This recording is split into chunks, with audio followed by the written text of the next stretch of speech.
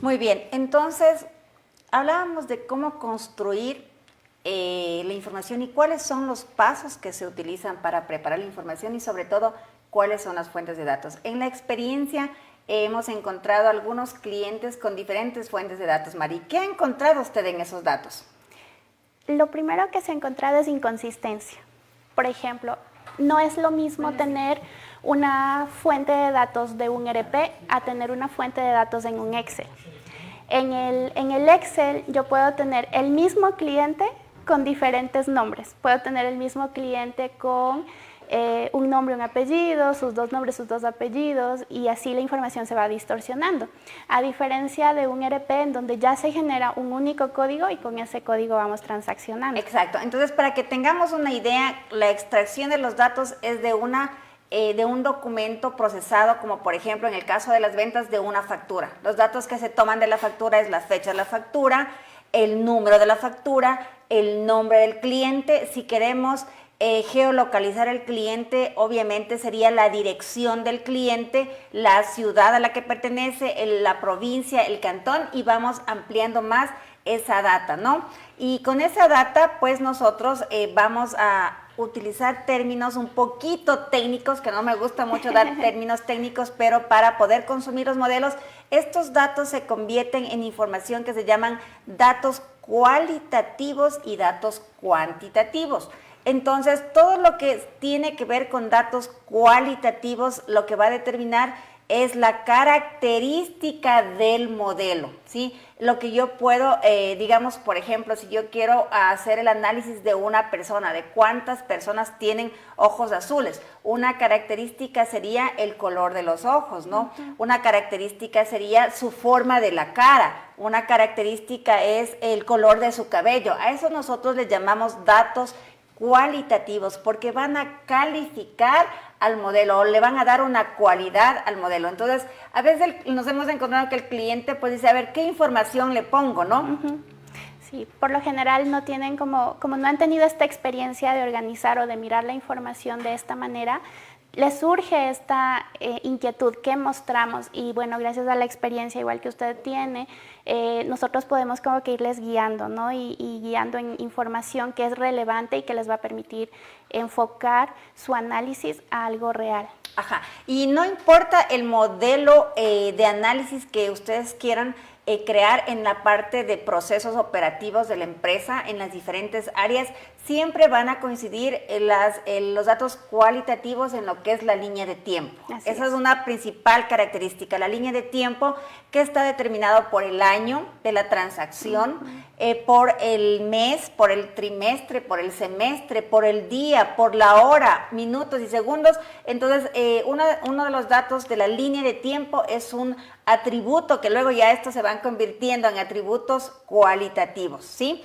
Entonces, todos nuestros modelos tienen esta línea de tiempo para saber precisamente cuándo, hace qué tiempo en información histórica sucedió esta información y como voy a comparar en el futuro con el presupuesto, pues determinar estas variaciones que existen, ¿no? Aparte de los datos cuantitativos, como es cualitativos, tenemos otro dato súper importante. ¿Cuáles son, Mari? Los datos cuantitativos, porque si ya tengo el tiempo, me gustaría saber cuánto generé, ¿no es cierto? Entonces, algo súper importante, tener la cantidad de ventas, el valor de ventas, también la diferencia o la variación que conocemos, los porcentajes, tener también, hablemos un poco en el tema gerencial, los costos. Todos estos son datos que nos ayudan a ir armando el modelo. Sí, aquí la gran diferencia es que los datos cualitativos le dan esa flexibilidad para mirar información y los datos cuantitativos, que ya posteriormente, dependiendo de la herramienta, se convierten también en hechos, son aquellos que nos permiten sumar, restar, multiplicar, dividir, progresiones, aplicar progresiones. Con herramientas de MicroStrategy, que es una también de las que usted algún momento manejó, Mari, permiten hacer progresiones, ¿no? Así es. pueden hacer mapas calientes, pueden tener un mapa general y mirar cuáles son las zonas que más están teniendo ventas o también cuáles son las zonas que de pronto están como en peligro, digamos. Sí, hacemos, utilizando todos los datos cuantitativos, se pueden hacer ya proyecciones utilizando algoritmos de inteligencia artificial aplicada para cada herramienta que nos permitan predecir lo que va a suceder. Aunque recuerden que en el área de las ventas, predecir, por más algoritmos inteligentes que utilicemos, pues están variables que se dan en el mercado y en el país, ¿no? Los temas políticos, el tema de la delincuencia, el tema de los productos, el tema de la competencia, el tema de que los grandes se comen a los pequeños, el mundo de oportunidades. Más bien diría yo, navegar en este océano desafiante, ¿no? En estas olas en donde todo el tiempo nos permiten a nosotros despertarnos y decir, bueno, hoy día vamos a mirar cuál es la estrategia que voy a utilizar. Y por más que la herramienta nos dé progresiones o proyecciones usando inteligencia artificial, pues siempre va a haber la parte humana que le permita determinar si vamos o no vamos de pronto por buen camino, ¿no? Entonces, los datos cuantitativos podemos incluir para el modelo de ventas. ¿Cuáles han sido los que hemos incluido para el modelo de ventas? Para el modelo de ventas, lo que es cantidad de ventas, el valor de ventas, el costo, la utilidad, porcentajes, tanto a nivel de costo como a nivel de variación de ventas. Esos son los que... Ya. Y estos datos es sobre lo efectivo, la venta efectiva, pero también tenemos que pensar que si estamos hablando del presupuesto, se van a incluir otras variables como la cantidad presupuestada y el valor presupuestado, que son dos indicadores importantes. Y todos estos datos se van dando con diferentes indicadores. ¿Cómo voy a presupuestar yo? A ver, si tengo una empresa de ferretería o si soy una empresa que vende productos del hogar. Entonces voy a segmentar mis líneas, voy a determinar las áreas y voy a poner nombres a todas esas familias para yo tener por áreas, por líneas, por sublíneas, por producto y hacer un presupuesto de esta manera. ¿Es fácil o difícil? En la experiencia. En la experiencia parecería fácil, pero sí les ha costado a las empresas, porque tienen de pronto, hablemos de una ferretería, que su intención era nada más surtir sus herramientas, ¿no es cierto?, lo que necesitaba el cliente, pero de pronto no había esta conciencia de poder clasificar esa información y poderla ir poniendo como que en familias.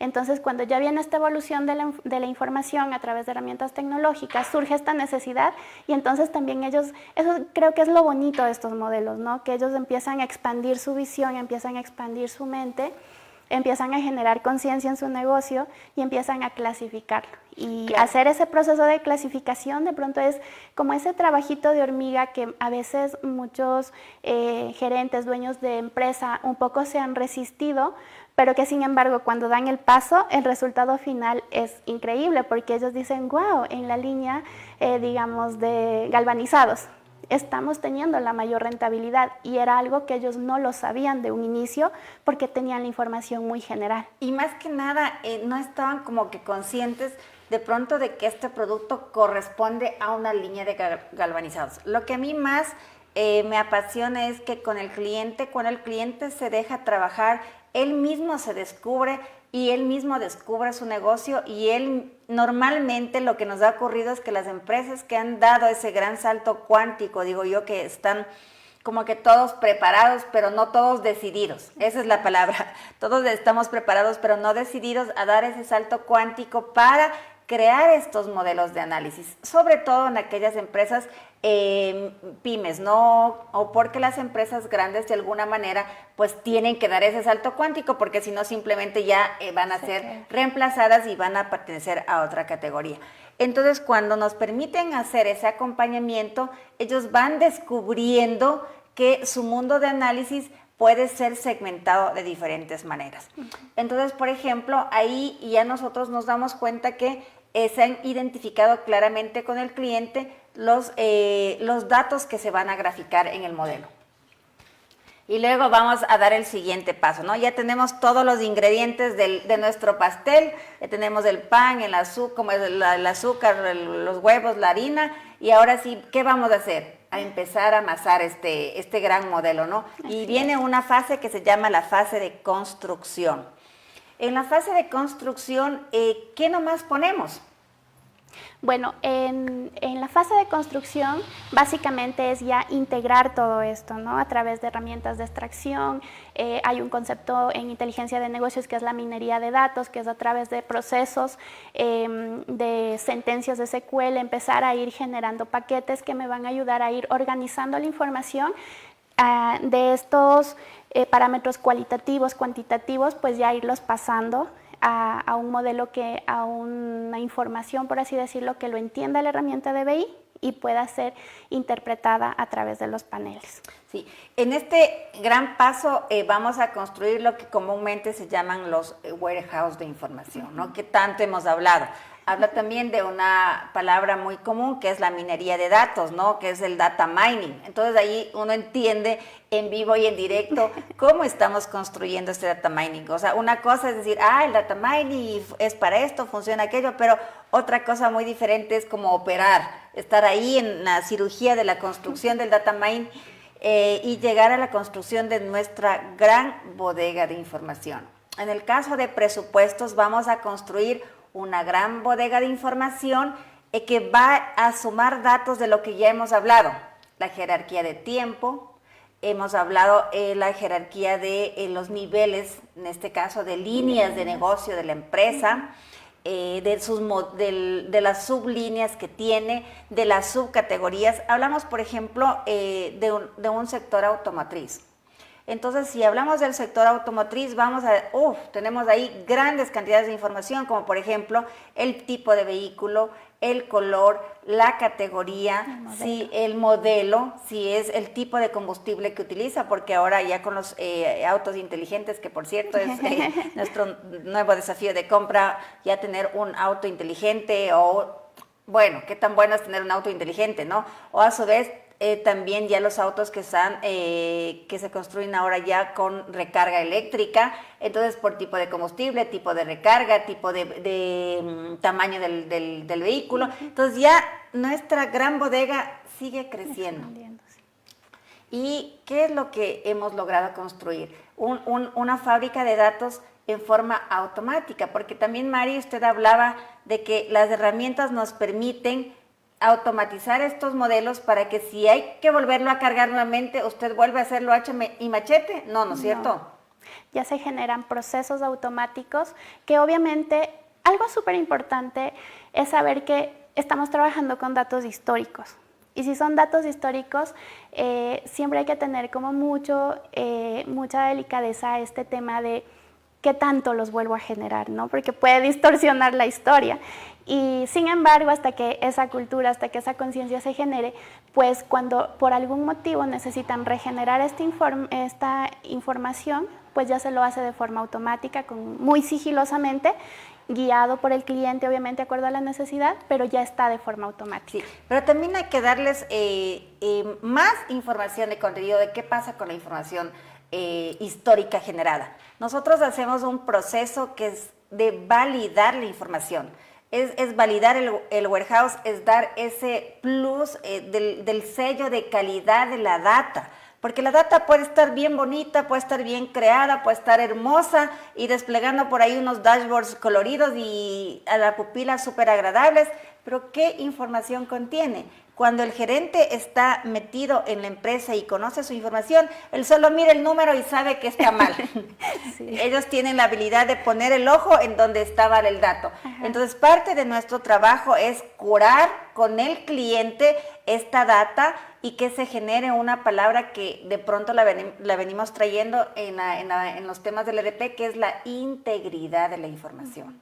Si tenemos una información íntegra, nosotros podemos certificar que el modelo realmente va a ser para sumar al cliente. Pero si la data está sin curarse, lo que yo le llamo data curada, la información que le puede entregar es cualquier cosa menos la realidad. Entonces, parte de nuestro trabajo y de nuestros servicios, porque nos encanta hacer este tipo de modelos, es ayudarles con el cliente a curar esta data, ¿no? Entonces, una vez que nosotros curamos la data histórica, ha dicho también una palabra en donde siempre el cliente quiere cambiar la información, ¿sí? Entonces, en datos históricos es recomendable que una vez que esté curada la data, pues ya no la toquemos, dejémosla ahí, para que podamos seguir trabajando sobre lo nuevo, sobre lo que va ocurriendo en el presupuesto, pero ya sobre la data curada, dejarlo ahí. ¿Y qué más podemos hablar con respecto al warehouse? Después de que ya hemos construido, ya hemos armado, ya hemos curado los datos, ¿estamos listos para qué? Ya para armar el modelo, para poderlo plasmar a los ojos del cliente de una forma amigable. Ahí vamos a hacer este tema técnico, digamos así, es drill down, pero es como tener el nivel macro y a través de un clic ir llegando al nivel micro, que ya en este caso vendría a ser los ítems y mirar cuáles son sus movimientos a nivel, en este caso de presupuestos, cuál fue el valor presupuestado y cuál es el valor real que se está vendiendo y qué variación ha habido. Sí, es lo que yo le llamo taladreo de información, ¿no? Entonces, una vez ya construida, preparado toda la arquitectura para construir en nuestro modelo definitivo, pues ya armado el warehouse, curada la data, pasamos a una siguiente fase que es parte del ciclo del proyecto, que es el desarrollo y validación. Bueno, digamos que diseño, desarrollo y validación, que luego se convierte en un ciclo, ¿no? Así es. ¿Y qué hemos sentido? Que estos pasos están como oscuros para los ojos del cliente. Es como que nosotros ahí nos perdemos un tiempito hasta que el cliente pues tenga un poco de paciencia y con un tiempo establecido en el cronograma, él pueda mirar esos paneles. Y nosotros nos esforzamos en crear un prototipo. Siempre que en la experiencia vemos que creamos un prototipo de modelo para el cliente y cuando ya está donde el cliente, resulta que el cliente, su imaginación, cuando ve un gráfico, ¿qué pasa? Vuela, se expande. Es algo, creo que es de las experiencias más gratificantes y también más desafiantes cada vez que vamos donde un cliente con un modelo, porque la emoción que siente el cliente cuando ve... Perdóneme que le corte, pero como estamos en televisión tenemos que dar espacio para nuestros auspiciantes y regresamos en un corte comercial. Que no se le vaya la idea. Muy bien, la tendré.